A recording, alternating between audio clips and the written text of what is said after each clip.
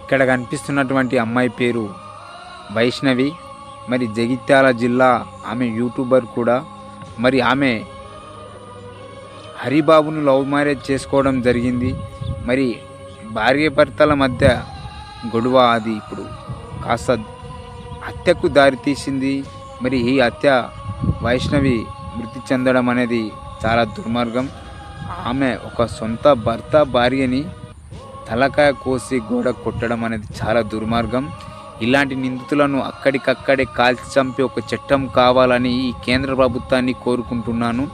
ఎందుకంటే చాలామంది ప్రేమ పెళ్ళిళ్ళతో అక్క చెల్లెళ్ళు చాలామంది బలి అయిపోయిండ్రు. చాలా వేధింపులకు గురి అయి చాలామంది చనిపోవడం జరిగింది. ఇక నుంచి ఆడవాళ్ళు ఇట్లా చనిపోవడానికి వీల్లేదు.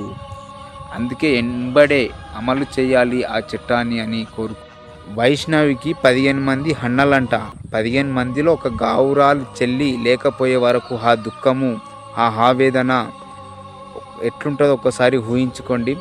ఎక్కడ వచ్చింది స్త్రీ జాతికి స్వాతంత్రం, హే స్త్రీకిచ్చింది స్వేచ్ఛ ఈ భారతదేశం.